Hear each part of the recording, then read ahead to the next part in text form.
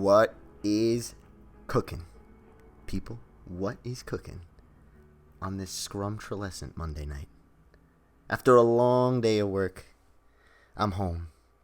I got a nice cup of coffee. My girlfriend got me a bunch of chocolate for Valentine's Day that I'm probably going to eat throughout this entire stream. Get a couple cavities along the way. And we're going to talk about anything and everything you want to talk about on the Pad Chennington live YouTube stream. So, get cozy, get comfy, grab a popcorn, maybe a Cracker Jack. That's what I used to get back in the day. Shea Stadium, the OG days, Mike Piazza flow. What the hell am I talking about? Anyway, it has been a big weekend, obviously. As you guys know, I dropped my first album, Contrast. If you guys haven't heard it yet, please go give it a listen. I want to talk about everything about that album, from starting it, before starting it, failing along the way, messing up like 1,000 times, all the friends I made along the way, artists I talked to, collaborated with, got advice from, and all that stuff. This is going to be a pretty long stream because I really do have so much to talk about. And I actually did a podcast episode with Private Suite. I don't know if you guys have seen that. I retweeted on my Twitter a couple times. So check that out. I do talk about the album there, and I recorded that with them about a week before the album dropped, I believe. So I didn't say a lot about, who was going to be featured on the album. I don't think I revealed that yet while I was recording around that time.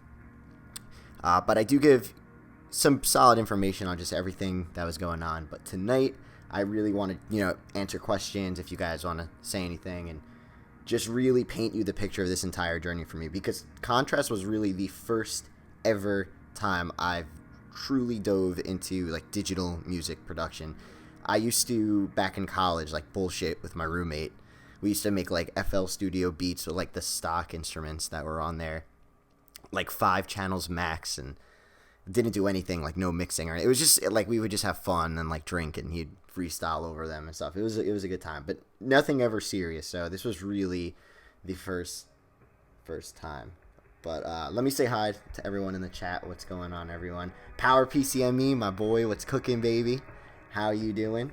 How's everybody doing? Jose Gonzalez, Robert, my man, always there. So thank you, everyone, for joining. Let's start off first. I want to welcome you guys to the beautiful Las Vegas Game Boy Caesar's Palace, where last stream I lost about $8,000 in Game Boy money playing roulette. So we have a $1,000 check. So I think tonight we're gonna keep it cozy. We're gonna play the slots. We're gonna relax. I want to talk. Maybe we'll get a free drink by the slots. Let's go over here. I'm feeling lucky on Magnificent 7. 7 is my lucky number. So yes, I'm gonna relax. What's the lowest bet I could do here? Can I change this? No, I don't want to play 25s. Let's get out of here. Okay, hold on. Let me get to I want to play the penny slots. I'll play the dollar slots. That's fine. Okay. All right. So. I just opened up the chat. First thing I saw was Drunk on Media goes, "You collabed with Cat System and didn't make a Mallsoft track." I have a lot to talk about for this, just the entire album and things that we ended up doing, things I ended up choosing along the way, and stuff like that. So let's start. Let me put $1 in. Let's make some money. We gotta go max bet. Hold on. Okay, so Contrast was started, the album. I started making it officially around I want to say the beginning, middle-ish of November is when I truly told myself, all right, Pad, you got to sit down, open up a Google document, and let's start just organizing something, because I need to have a blueprint for everything I do. Whether it's a video, I got to write a script, I got to set it all up for myself. So I did. It was the beginning of November, and I wanted to make an album for a while. And the reason why I wanted to make the album, I've always wanted to make, music. Obviously, I just love the genres that I talk about and everything. But one of the main reasons why I really made this album, truthfully, was because I want to play live. And I don't know if some of you guys remember, but a couple months ago, I actually was working on a live set. And I didn't have any actual music of mine, right? So what I was going to do was I was just going to I wanted to represent the community and play like a bunch of tracks from like the hits to lower end people and just stuff like that. And just kind of just whoever's there, just show them what we have to offer. And I kind of felt a little strange doing that. I know Chennington, the channel, like the channel itself is built on representing the community and showcasing things and introducing people to new artists and all that stuff. But I didn't really feel comfortable. And there were some other complications with the venue and stuff like that, so it didn't end up happening. So I said to myself, all right, I need to make my own music. Because if I really want to play live and I really want to, like, just have a party, have a good time, I got to have my own stuff. So I knew it was going to be tough, but I didn't know it was going to be as tough as it ended up being. Because, like I said, I've never done music production. I've only been a listener of music, and I played actual instruments my whole life. I never recorded, really. I never worked on mixing and mastering and all that stuff. I would just play like the drums or the piano, and I'd have a friend record if we ever did record. Usually we just would drink and go play live at like open mics and just I'd forget lyrics to like Billy Joel songs on like that's what we did. But I never really like properly recorded anything ever. So so it's like the beginning of November, and I sit down on my laptop. I go to Starbucks because I'm a bitch. I gotta get like, I can't just make a cup of coffee. I gotta go get a $3 cup of coffee. I don't know. I'm an asshole, so I gotta do that. Anyway, so I go to Starbucks. I sit down, and I pull the Google Doc up. Contrast album doc, I think is what it was called. So I'm like, all right, here we go. Blank piece of paper. I'm ready to go. I'm ready to cook up some tunes. And first thing I do is like, okay, I'm going to start looking up samples, right? Just sample hunting. So I didn't want to make like the stereotypical, when I say stereotypical, you know the deal, like type in 80s Japanese funk on YouTube, and then like 2 minutes later going, you know what, let me get something obscure, and then you go on Google and type in what are some obscure Japanese funk or whatever. I had to think beyond that. So I was like, I was typing in like 1981 Disco 100, and I would try to like grab random ones and whatnot. So I said, you know what, before, like I wrote down a Google Doc of like 10 samples I found online, and I said, let me start just playing with these samples and like dragging them. I used FL Studio, so I know, rip on me if you want, but Contrast was all made in FL. So I know, well, Fiverr did the mastering for the album. I know he doesn't use FL, but on my end, for all the work up until the final edit of just the master of the track, it was all done in FL. So I went on YouTube, I found a couple samples that I thought I liked. So I drag it into FL Studio, right? And I know like the super basics, like the super basics. And so I start like, I take the sample, I find the little loop, and I chop it like barely, and I put like a kick and a snare and a clap and the hi-hat and all that shit, whatever. I put that all in, and I'm just grabbing stuff from like the stock of FL because I just wanted to really start playing around.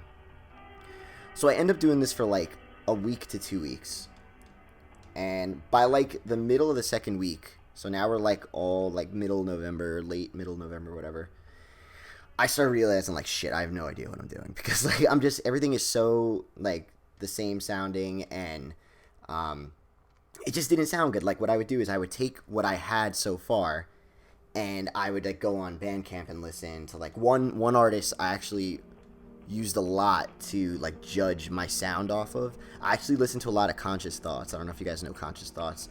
The album Sea Surfing something, Sun Sea Surfing.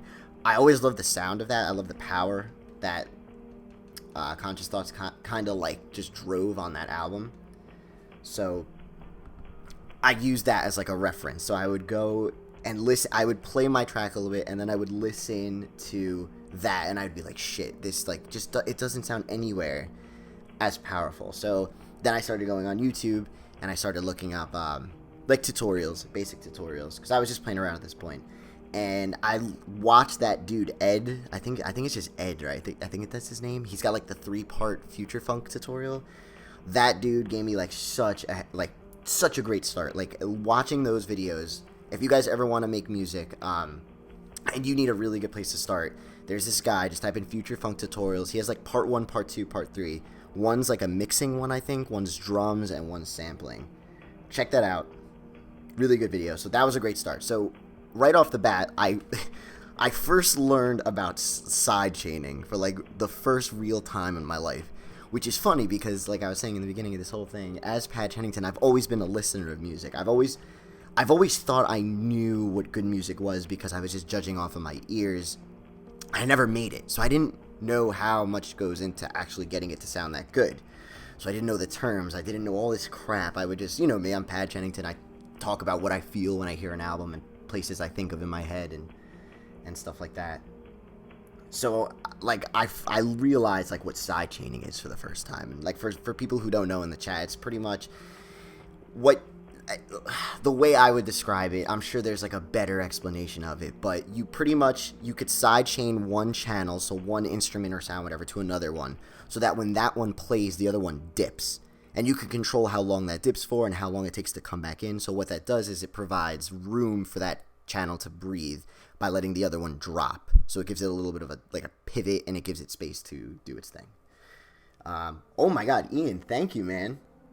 Thank you for that's the first time anyone's ever donated. Holy crap, thank you, dude. That's never happened before. I set up Super Chat like a week ago. Wow, thanks, man. $10. I'm gonna put that $10 to good use. I promise. I won't spend it on shit. I'll invest it. I'll throw it in my 401k for you. How about that? I'll put it in the Roth. Ian, thank you. Anyway. Before I get really quick in, I just saw right now Ed Jr. Morpheus 95. Don't know if you're fine with this, but can I remake? Yes, I want you guys. This album is for you guys. It will never ever cost money. Will be free forever digitally. You can do whatever you want for it. I don't care. It doesn't matter. You guys can remix it, download it, play it, everything. And just to answer the questions, I'm sure I haven't been looking at the chat. I'm sure you guys asked it, and I'm sure it's gonna come up. There will be physicals. I'm working on it. I'm gonna get them to you, and I'm gonna make them so sexy. It will break the Vapor universe in regards to physicals. It will be the greatest, hands down, physicals we've ever seen on this planet. Anyway, back to the story of Contrast. So I learned what sidechaining is. So I'm like, okay, let me try this, because in the YouTube video it showed like the dude doing it, and like everything just sounded great. So I took the song I was working on, and I followed the steps, and I sidechained my kick to the sample, and the second I turned it on, I was like, holy shit, this sounds so good.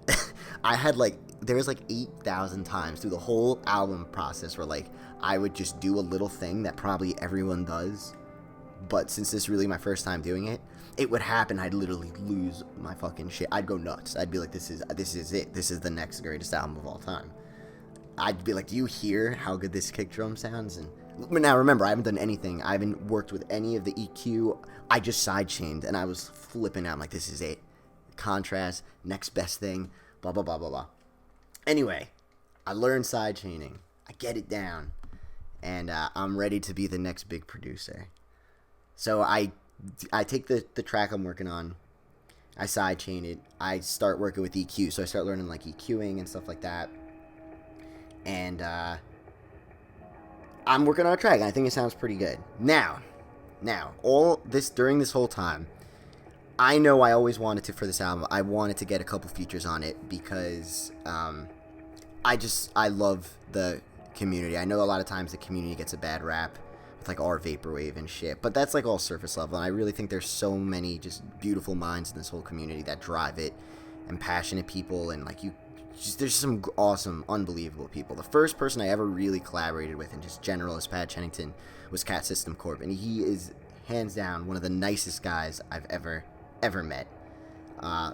Luis, thank you. Hey man, love the album. So what is your favorite future funk album? That is such a tough question, but first off, thanks man for the $5. What is my favorite future funk album? If I had to pick, I gotta give it to Remember, man, by Evie.exi. That's like god tier future funk. That is next level. Nobody has done, in my opinion, in the community what Evie has done, man, on Remember. Oh my god, if you haven't heard that album, go listen to it. I think it's just far beyond almost anything that I've really heard in future funk. Obviously, there's so many. You guys might have more. And Exit Timing M, thank you, dude, for the donation as well. Tremendous accomplishment on Contrast.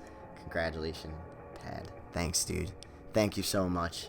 Thank you, guys. I didn't even expect to get any donations at all. This is amazing. Jose, I'm sorry. I'll stop flexing, but you guys are so nice. But let's continue on. Thank you, guys.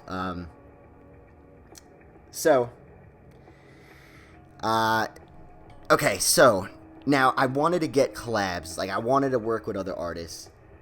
That's what Pat Chennington was all about. It was about getting the community together, and if you're a viewer of my videos, I want to show you something that you maybe have never heard of.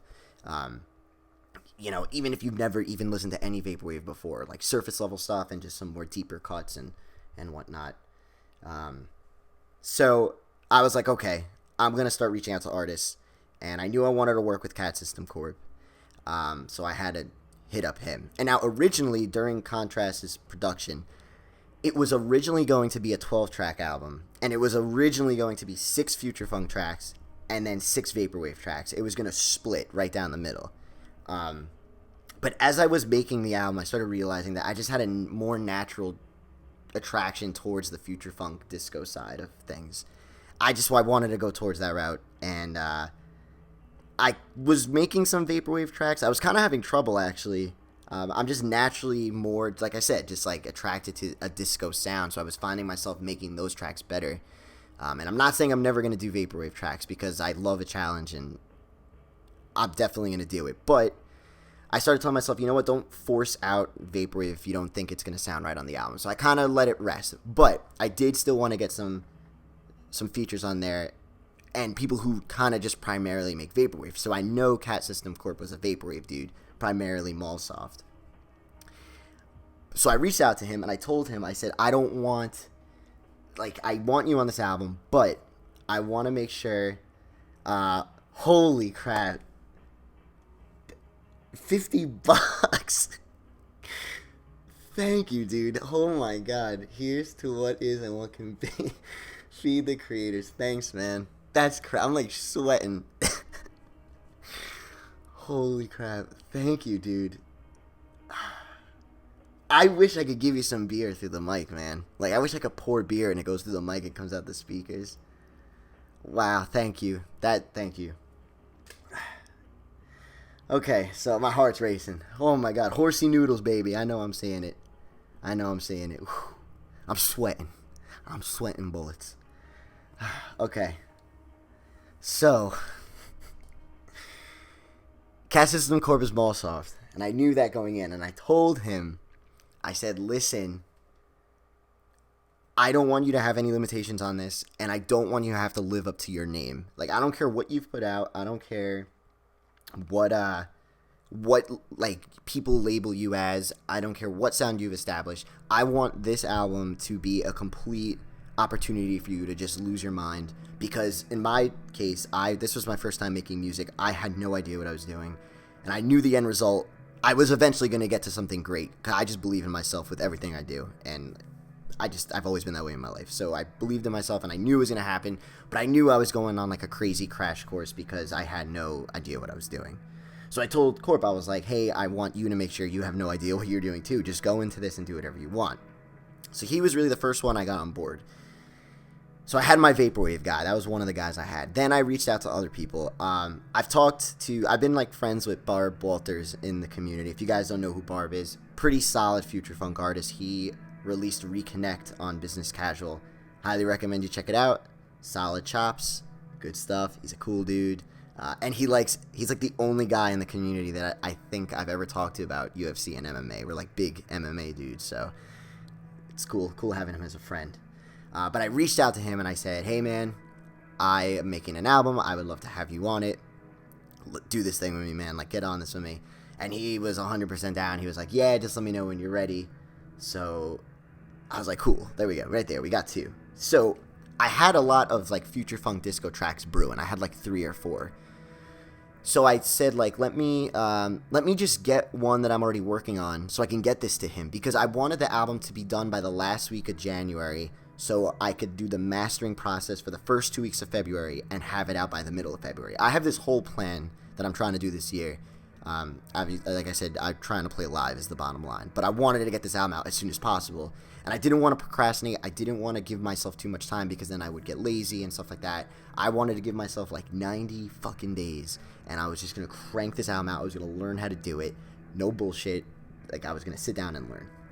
So I really had to I had to manage my time because I have a real life job. I also do real estate on the side. So I'm busy, and I still had to make videos. So I was like, let me get this track to Barb. Let me work on other stuff and blah, blah, blah, blah, blah, blah.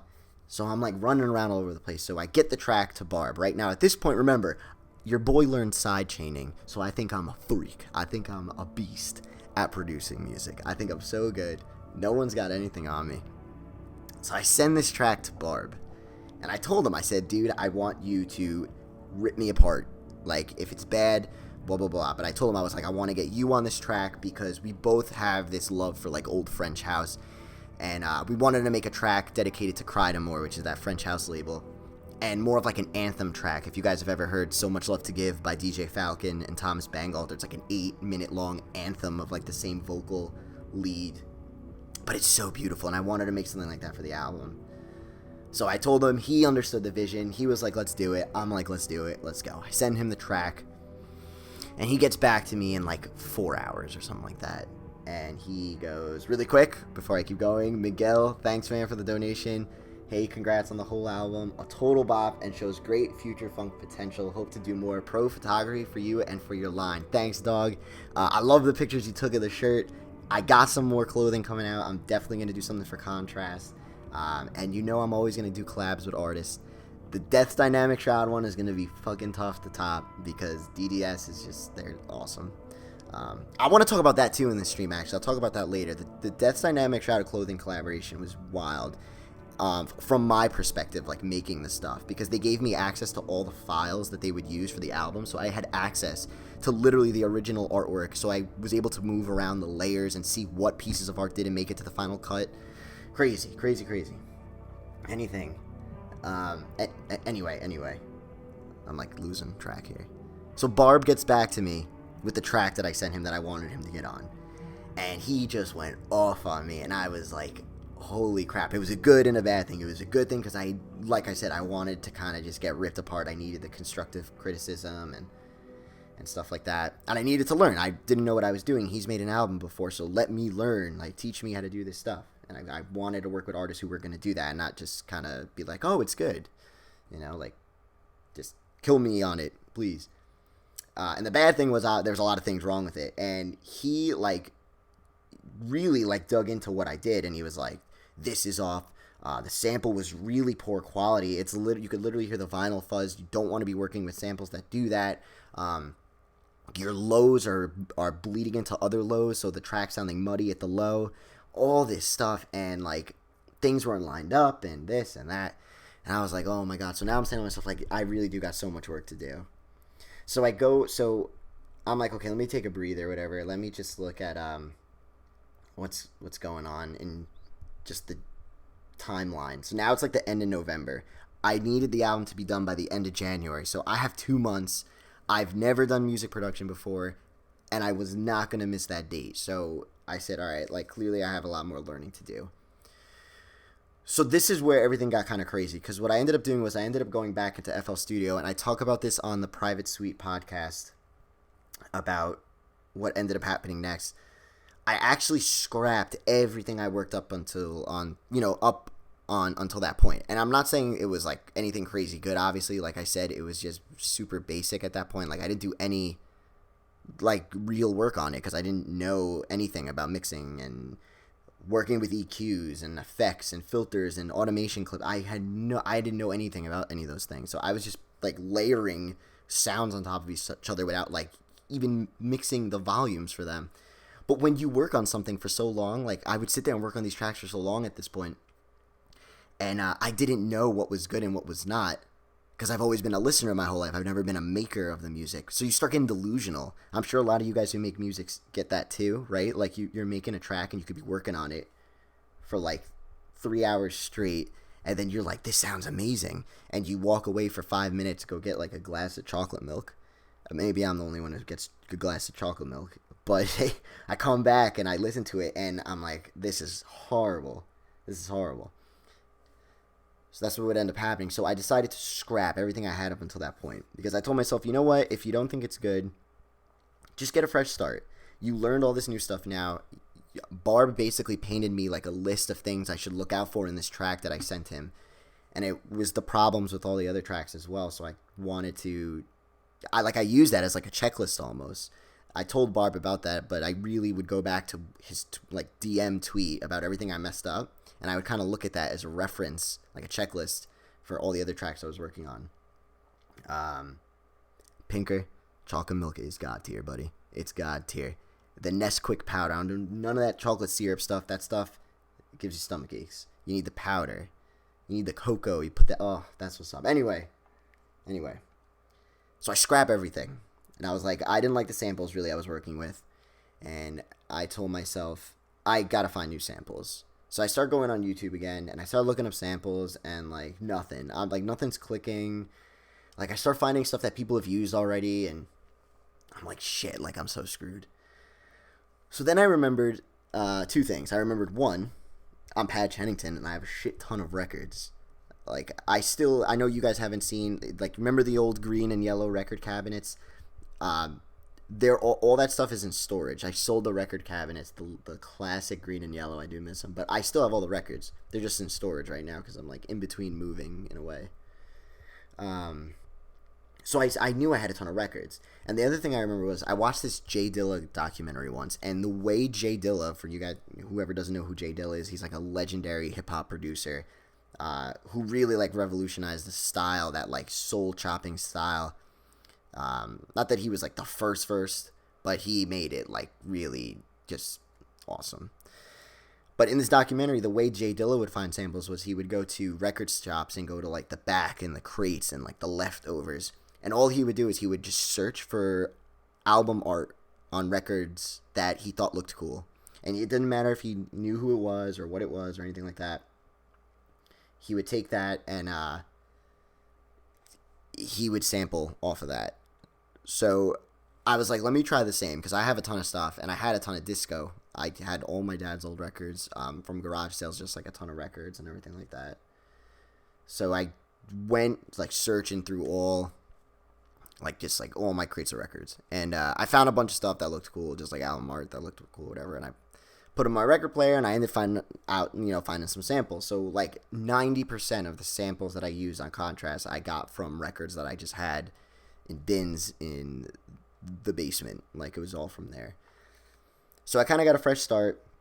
I started working on the samples, whatever, and at this point, the one I was working on with Barb Walters, he was like, you know what, I sent him everything. I sent him the stems, I sent him all that stuff.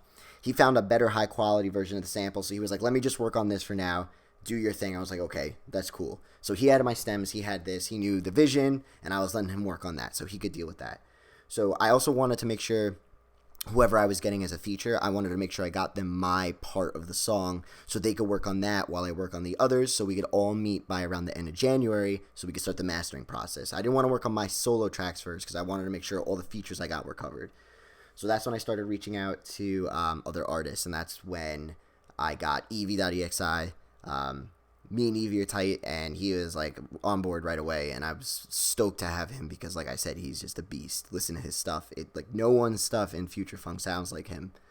So it was awesome. And then fucking Namesh said yes. I was like, No, I was mind blown. I was like, Nimesh is gonna be on Contrast. I reached out to him and he was just like, yeah, sure. I was like, what, like Dream Sequence? You, the Dream Sequence dude.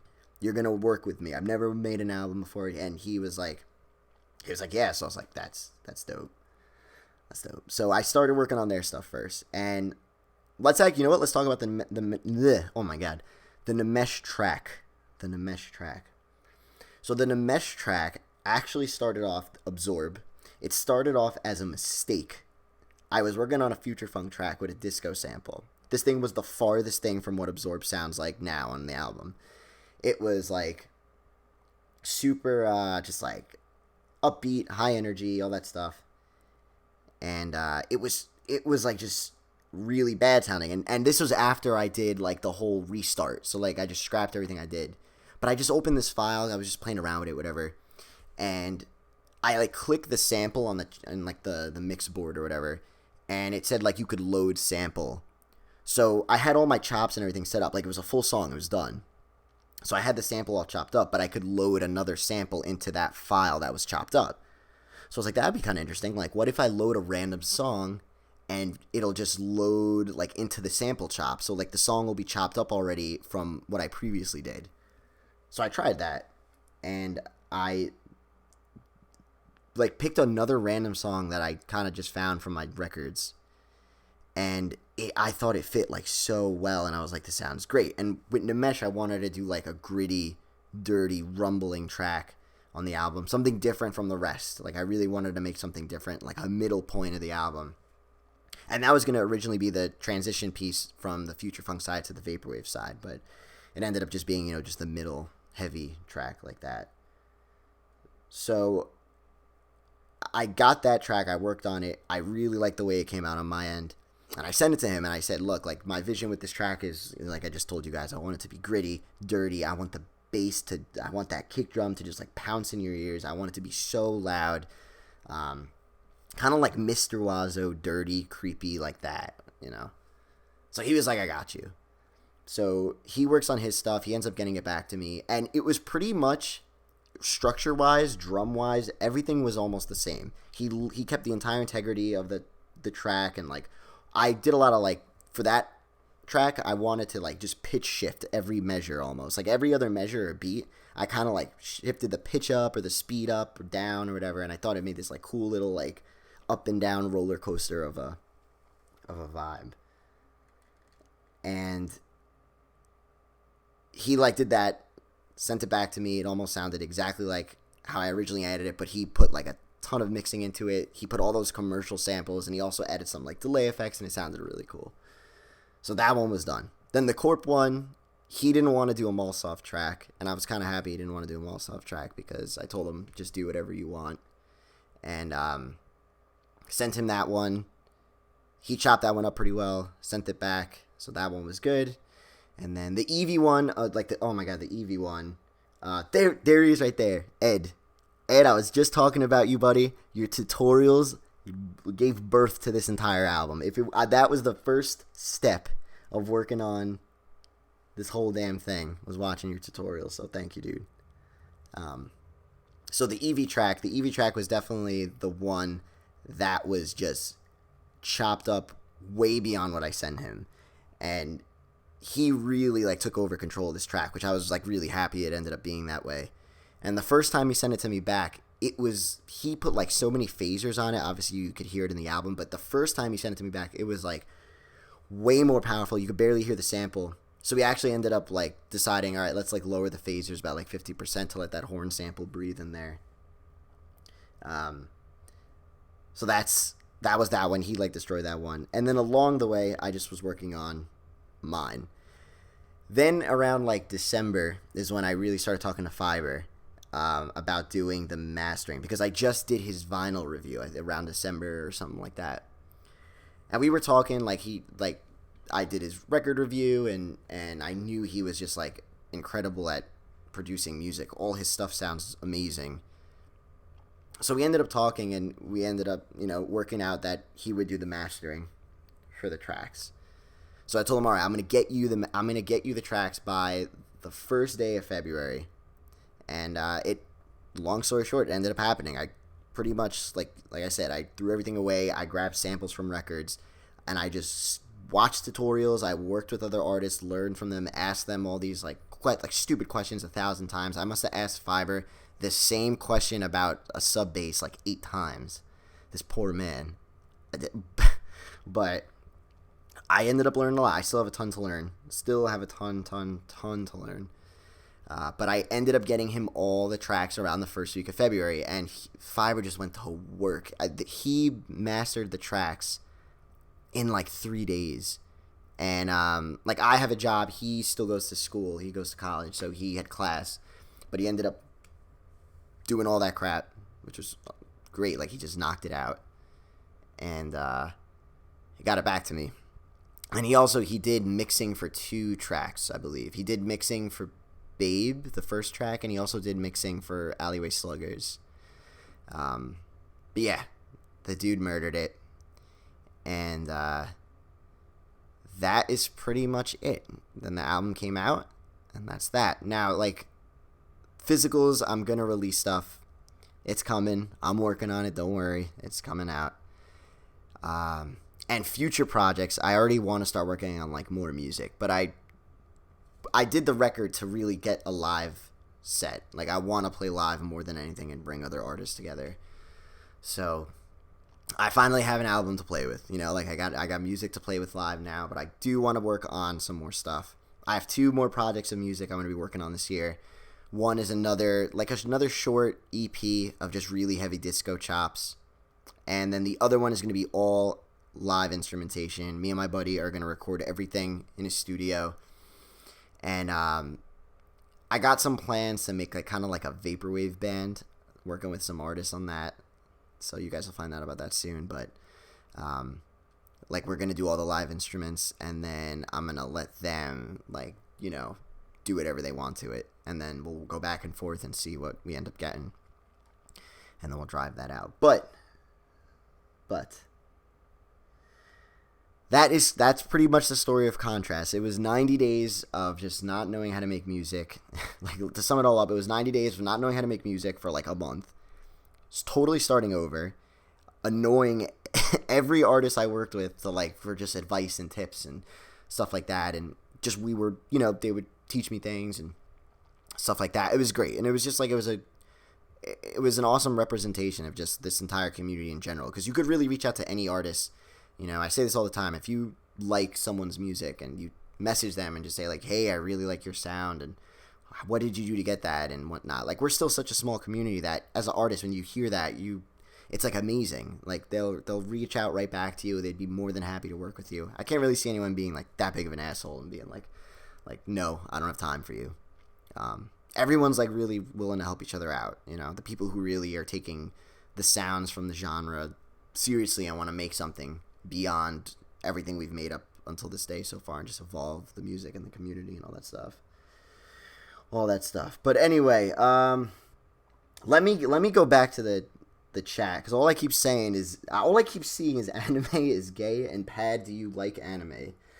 I don't really. I've watched like the basic shit, like Attack on Titan and stuff. I think I talk about this like every time, that I've watched like Attack on Titan and Erased. And, like, I watched Erased, like, in one night, and I thought it was amazing. That's the story of Pad and anime, pretty much. But, anyway, guys, I'm going to stop talking. Let me talk to you guys. If any of you guys, like, have any questions or anything, I'm opening the floodgates. I'm opening them up. I'm here to chill. Let me just take a sip of water. I'm thirsty. I am goddamn thirsty. Tuppy baby, Tupperwave, what's up, everybody? Tupperwave has a vinyl coming out. I know he hit his mark. Really good stuff. I talked about him in my Discord review video. Check out his music. Cardi, I know you told me in the Discord. You told me. I'll find a way to do. I don't know. You know me. I don't know how to work Discord at all. I don't even know. Is that like a game in Discord? What else? Pad, Shaw, Vaporwave, be a Shaw, Vapor. I hope Vaporwave doesn't end up being a religion. It'd be the longest mass. It'd just be slowed down preaching for 3 hours and stuff like that. When is the Roblox Wave shirt coming out? One day.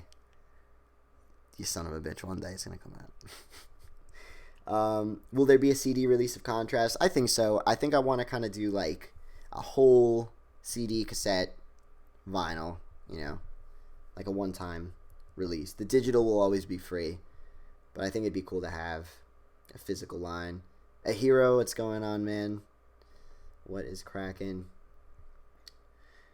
Pad, can you let me know when you make a track like New Deluxe Life Liberated from the World so I can die in peace? Thanks. Alatha, maybe one day I'll see like how many like songs I could cram into like a 5-second track.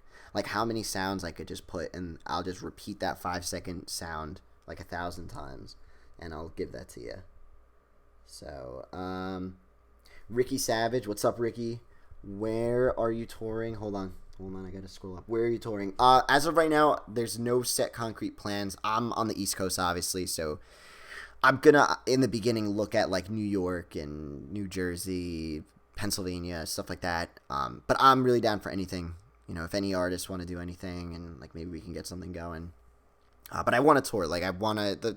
The community's still so small, so it's gonna be tough. But like I know it's gonna get bigger. And I know, like, that disco sound is just straight up party fuel. Like, the Young Bay shows, whether you like Young Bay or not, fucking awesome, man. The shows are so much fun. So much fun.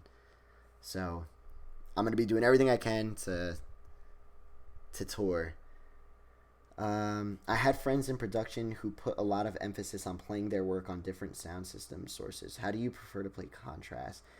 So, what I would do is I would end up burning a lot. Like, I burned a ton of CDs along the way as I was making the album, and I would just play them in my car on the way to work. And, like, definitely during production, it was using that as a way, because you get so used to listening to your, like, headphones, and everything sounds different, you know? So I would listen to them in my car, and my ears would kind of get a rest. You know, I would get a night's sleep, and in the morning, I'd be, you know, half asleep still getting in my car, put the CD in, so I'd have, like, fresh ears, and I would really hear what I made, and you could see what's wrong. So, and it was cool just like gradually watching the CDs change over time. Like I have like 10 CDs in the car. They have to just be scattered all over my car. That's from like the rawest stage of Contrast to the final, which is cool. Which is definitely cool. Cullen Taylor, what's up? I'm trying to like keep up with the chat. Hold on. Jose, sorry to ask this so many times. Laughed my ass off. But what happened to the early cover with the picture of you? So I ended up changing the Contrast cover a ton of times. And I don't know. I kept remaking it, and then I really like the last one. I think it looks like really organic, like it's like painted, you know. That's all. It's all in Photoshop, obviously, but I ended up liking that one the most. I was just bored one night in my bed and was just reworking the album art, and it ended up being like that, and that was that. That was that. Ed got to see George Clanton, really good show, dude. The George Clanton show might have been the greatest concert I've ever been to in my life. The one in Brooklyn. I haven't, like, been so, like, I don't know. I wasn't focusing on anything at that show except the music and the crowd and just going nuts with everybody. That man knows how to put on a show and, like, just lose all control. There was one point, like, his stomach and his knuckles were bleeding. Like, he was just, like, shirtless, surfing through the crowd. And if anyone saw me, like, at that show, you would know it was me. I looked like I was a man possessed. I was in the front row. I was like slamming speakers. I don't know. I was just like, I was going nuts. Like I brought some of my friends with me who don't listen to Vaporwave at all. One of them is like hooked now on it after that show. And I know it's not really Vaporwave, but he likes that. Like he just loved the experience. So it ended up introducing him. Hold on. Let me see. I'm trying to. Ricky, where will you tour? Will you ever make out to London? I'm down to go anywhere. Like I said before, anywhere international, down the street. I don't give a shit. I'm ready to play live. Did you check out the new Waterfront Dining record that dropped today? No, I didn't have a chance to bill. It was a busy day at work, so I kind of just like got home and just like relaxed. And then I was like, let me stream a little bit. Did you approach My Pet Flamingo, or did they approach you? Was there any interest from other labels? So I approached them because I've worked with My Pet Flamingo before. I've made videos on the Flamingo Funk, and they were a record label in the whole community that kind of just like took advantage of getting some really solid records, really solid albums out. And they're pretty big, like I wanted to go on a big label.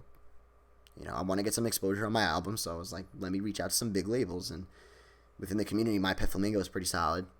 And I've talked to Enzo there before, so I ended up reaching out to him, and he was cool with it. Okay, this is epic. Pad, when did your history with Vaporwave begin? It actually wasn't that long ago. The spectrum of like Vaporwave history, I actually got into it pretty late. Like I ended up first listening to it around like 2014, 2015. It was at work, my first job out of college. I saw the Floral shop. Like I heard Floral shop for the first time. It was in the related section. And I just saw, I was watching videos for video game, collecting at the time. I was big into video game collecting. And then I saw in the sidebar, related section, it was just all that Japanese characters and, that album art. And I was like, what the fuck is... it was just so weird to me. So I just clicked it, and then I was like, what is this? And I ended up just diving down deeper into YouTube, and now I'm here. Now I'm here making YouTube videos on Vaporwave. Tupperwave... the live set, I saw some stuff on Twitter about that. Congrats on that, man. Playing live, that is awesome. That is awesome. Let me go down. I'm so far behind in the chat, aren't I? Jeez, wait, let me go. I'm getting stuck in the chat.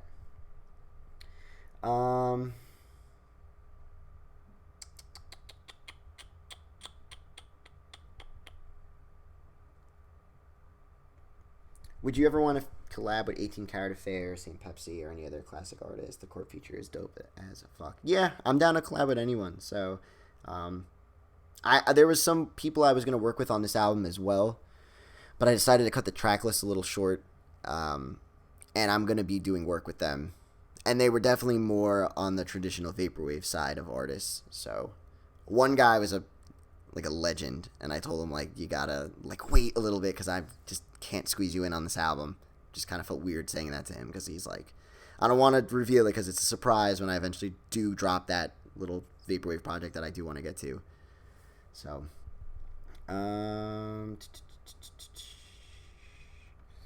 Pad, have you ever eaten a banana and a Sharpie? I eat a banana every morning. I love bananas, even though they're one of the most least nutritionally beneficial fruits. There's really it's in the top 100 foods with potassium. It's not even in there or something like that, and bananas are known for potassium. So little lesson, everyone: bananas, there's way better fruit you could eat. Eat a lot of berries, and cherries are very good for you. Health tips from Pad. Pad, do you like Vaporwave aesthetics and content? Of course I do. Are you kidding me? It's my shit, baby.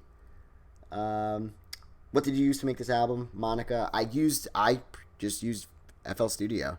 That's what I kind of played with in college a little bit. And I was like, you know what? I'm not gonna. I know the super basics in there. I was just gonna start in there, and a lot of people use that, and they were making good stuff. So I said, why not? Let's just do it. What was your biggest inspiration for the album? To be honest, my biggest inspiration for the album was just my love for French house growing up. Then I discovered that stuff in middle school and high school, and disco. I love disco, and I just think there's so much potential for disco to really make a just come back to life in the 2020s. I think I don't know. There's so much pessimistic music on mainstream radio, and just when you go to bars and clubs, everything is so dragging kind of sounding. And I know some people like that sound, but I don't know. I want some groovy disco stuff to play when I'm at a bar, go dancing and stuff. It'd be fun. So that's really what inspired me, because I really think that whole vibe is so ripe right now, and it's gonna explode.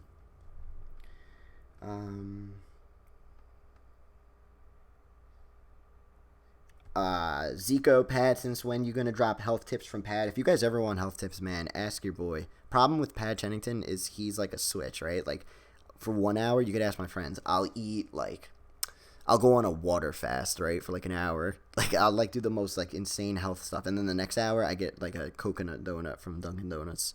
Best donuts they got there, everyone. It's all the way at the bottom of the donut rack, but the coconut donuts, that's the best one.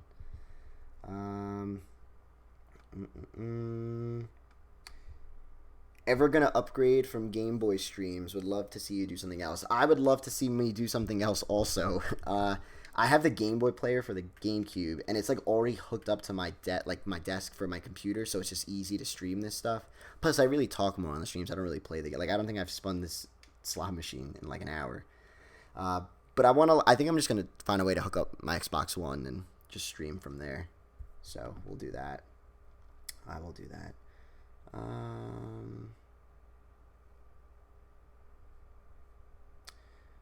But yeah, anyway, I also wanted to let everyone know, everyone who listened to the album and everyone who was there for the stream and messaged me things and stuff like that, a huge thank you.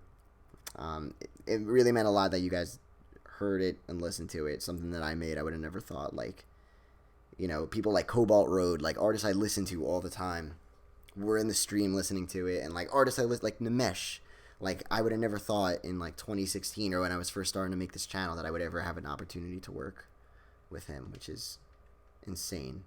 So the past 90 days have been a huge learning experience, and it was just like a ton of fun. It was super frustrating at times and whatnot, and it only got me more like hooked to wanting to make more. Like, I already want to make another one, but I'm telling myself work on the live stuff first, because I want to just play live. And as it's getting warmer out, you know, what better time to like play disco and future funk and all that groovy stuff.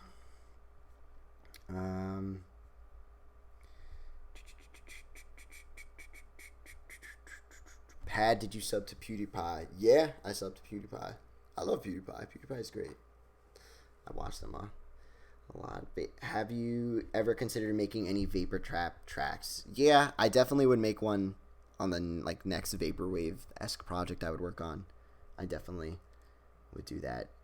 Celine, do you have any favorite Michael Jackson songs? Oh my god, we could be here for hours. Hours. Off the Wall is one of the greatest albums ever made. My favorite Michael Jackson song, I love when he would do his collab stuff with Paul McCartney. Like The Girl Is Mine and Say, Say, Say. Those songs are so good. Oh my god. And like the original Off the Wall track is amazing. Like the whole track. So good.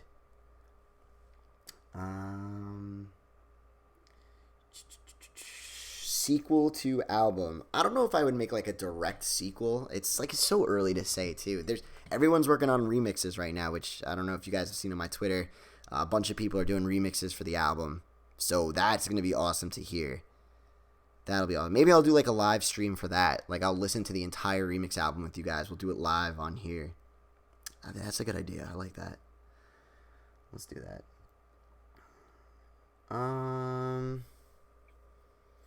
Are you going to review your first album? I know it would be weird to review, but kind of cool too. Maybe like, I mean, here, you know, I would tell the story, I guess, of how it was made. But I hope someone reviews my album on YouTube. That would be awesome.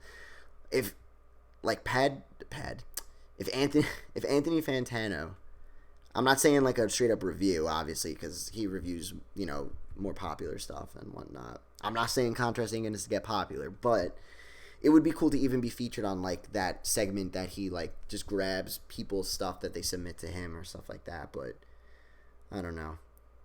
Everyone like just bombard Anthony Fantano and tell him to review Contrast. I don't even give a shit if he just destroys it and says it's horrible. If I wake up one day and I see Anthony Fantano Contrast review, I'm gonna like jump out my window. So everyone, that's the new plan. Everybody, go annoy Anthony Fantano. Tell him Pad Chennington review the damn album. Go annoy him. Robbie, I'll see you later, man. Thanks for coming in on the stream. Pad and a hero. Boy, you know what it is. You don't even gotta ask. You just gotta bring it. You don't even gotta ask. Favorite Telepath album? I love Another Night Together. I love, like, just how both tracks are massive, and, like, comparing to the rest of Telepath stuff, he has way longer pieces. But I just love the two different atmospheres and moods of both. And I think, like, for simplicity's sake, it's, like, the most, like, just straight up, like, Telepath. Like, this is, like, it's just moody, it changes, it's long, and the album art is awesome. And, yeah, JM, you better review that. You better review Contrast. I'll be waiting for that when that vinyl comes out. Pad, check out Tom Moulton Disco Remixes. Okay, hold on. You know what? I'm gonna write that down. Tom Moulton Disco. I'm always looking for more like disco mixes to listen on the way to work. So, Matthias, love your channel and your debuting Vaporwave release. Random question: do you have any opinion on? Well, first off, I don't know how to pronounce her name. I know I've heard it a ton of times, but I just never. Is it Bjork? York? Like, I don't. But I never really listened to any of her stuff, so I wouldn't know. Thoughts on Death Grips? Believe it or not, another artist that I really haven't listened to. Besides, I've listened to The Money Store a lot because Fantano like told us to listen to it when I would like. I never really listened. I listened to their first like EP or whatever. I think they're like crazy cool. Like their whole sound is cool, but I need to like dedicate like a whole half a month or something to just Death Grips. I will do that one day. Yeah, that's my pupper. That is my pupper being annoying. He's so loud. He's like not even a foot long, and you could hear him from down the street. Favorite book. My favorite book. I'm not a big book reader, but my favorite book is Tuesdays with Morrie.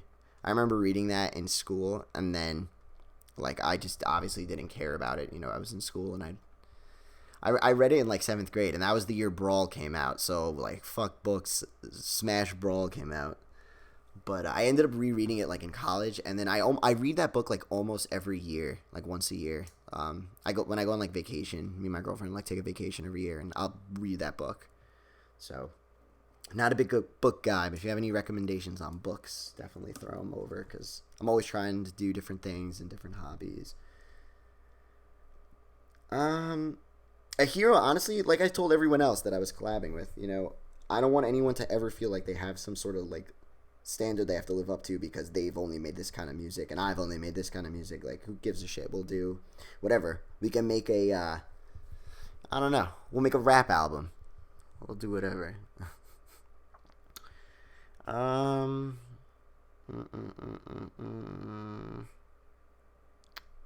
is it? Already 10 o'clock. I'll stay on for like another 10 minutes. I got some stuff I gotta do. But yes, just once again to let everyone know, if anyone hasn't known yet, my album Contrast has dropped on Friday. It is at My Pet Flamingo. It is for free. It will forever be free. I will never ever change that. It's a huge thank you to you guys for helping me grow as a channel and just all that stuff. My friends, my family, all that stuff. But it is available, and I am currently working on live stuff, and I'm also working on physicals. So I will get news to you all on physicals as soon as I can. Miguel, what did your girlfriend think about the finished product of Contrast? So the first track, Babe, is actually dedicated to her, and she thought that was like the cutest thing in the world. So I got some brownie points for that. But she's not into like Vaporwave and any of that stuff. She loves like Ariana Grande and whatnot. So she thinks it's cool. Like, she's like, it's dancey. So I'm like, okay, that's fine. You know, it's always interesting to get people's like who don't know the genre and get their perspective, because sometimes they say stuff that's so simple. Like, I would show her things during the production of the album. Like, I could ask other artists and they would give me like big detailed breakdowns, or I would like give myself big detailed breakdowns. But then I'd ask her like, what do you think about this? And she'd give me like a 1-word answer. And like, I'd be like, you know, I wouldn't think like in her mind, like someone who isn't so surrounded with the genre. So she would say things that were so like, they were just like epiphanies to my ears. And I'd be like, holy crap. Like, why didn't I think of that? That's such a simple thing. So yeah, if you guys make music, ask your grandma what she thinks. You believe it or not, she'll say some shit that'll help you. You never know. I just ask people who don't know. anything, which is kind of cool. Favorite video game of all time. My favorite video game of all time is Pokemon Blue version. I must have played, like, in my life total, especially when I was younger, I must have put at least, like, 8 months of my life into that game. I might not even be exaggerating there. Like, I played that game so much. I know it inside and out to this day. I know every area, every Pokemon, every gym leader's Pokemon. I know it all. I can't get it out of my mind. Like, I know it. Blank Banshee tweeted new album next year, review when it drops. Yeah. I think I'm also going to start, like, every once in a while if I just get a chance to do, because I'm so busy. But I think I just want to do, I was thinking of doing this thing called Off the Record, where it's just no script and I just talk in front of the camera with the Thomas Bang Alter helmet on, and I just give, like, my initial no scripted review of albums that are really, like, hot in the community right now. And I know it's kind of late on the new Dan Mason one, but I think I would do one for Dan Mason to start, because as of, like, 2019, his release has probably been the most powerful so far. I think he deserves it. Like, I'd give him the review. Pat, do you like any Frank Zappa? Once again, I haven't really listened to him. One of my best friends went through, like, a huge Frank Zappa period, and it, like, changed his life. So maybe one day. Jose, love you. Good night.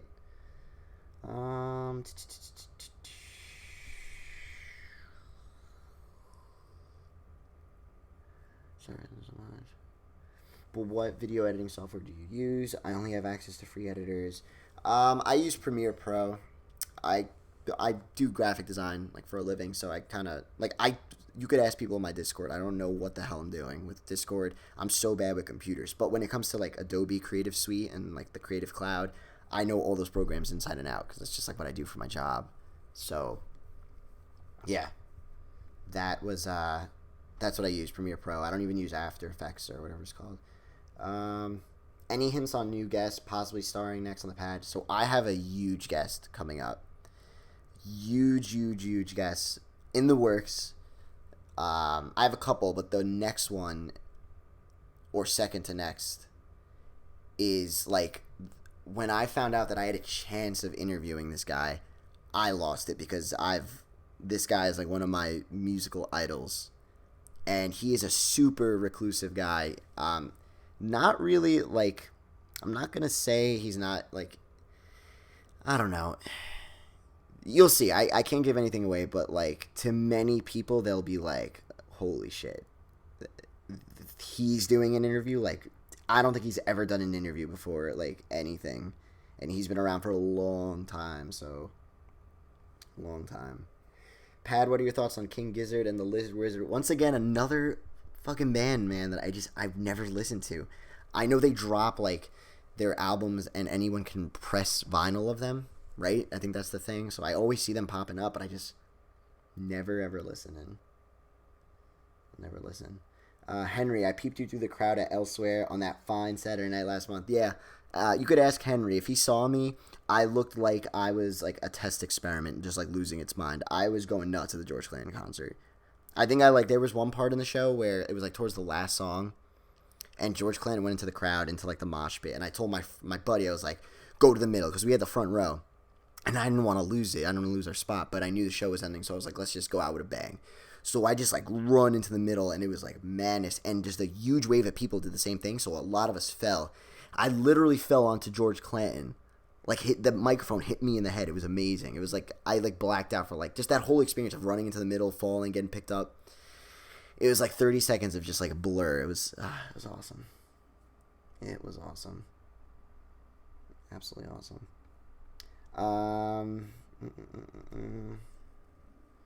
But, yeah. Anyway, everybody, I'm going to start going. I got some stuff I got to do before I go to bed. But, thanks, everyone, for joining the live stream. That's pretty much the story of Contrast. If anyone, I'm always down to talk anytime. Message me on Twitter, on Discord. I know I don't really, go on my Discord too much. But if you message me, I'll see it. It'll pop up. I'm always here to talk. So if you want to know anything about the album and just what went into it and stuff like that, I'm always down to talk about it. So, yeah. everyone, thank you for listening to the album, for watching my channel, for coming out to the live stream, all that stuff. I'm going to do another one of these soon, you know, especially like I don't even got to play anything. Like we could just talk. So yeah, this was fun. This was really fun. But yeah, everyone, thank you once again for coming out. Love ya. Absolutely love ya. Contrast is out now. Go download it, remix it, sample it, do whatever you want. I don't care. If you do something with it, show me. I want to see it. And I'm excited to hear that remix album. And physicals will be coming out. I'm going to get you them physicals. I promise. And they're going to be sexy as hell. But all right. Good night, everybody. I love you all. You're beautiful. And last thing, the Signal Wave video is coming out this Sunday. I don't know if you guys remember my Mallsoft video. It is the same kind of video as that. I haven't made a video like that in a while, so it's one of those comfy-ass Pad Chennington videos that you're going to wake up Sunday morning and listen to a nice, long, lengthy listen. Get a little comfy in your pajamas and listen to some good old Vapor talk. So, yep. Everybody, I love you. Keep it real. Go listen to Contrast. Put a lot of work into it. It's great. It's a good time. I love you. Much love. Your boy, Pad Chennington.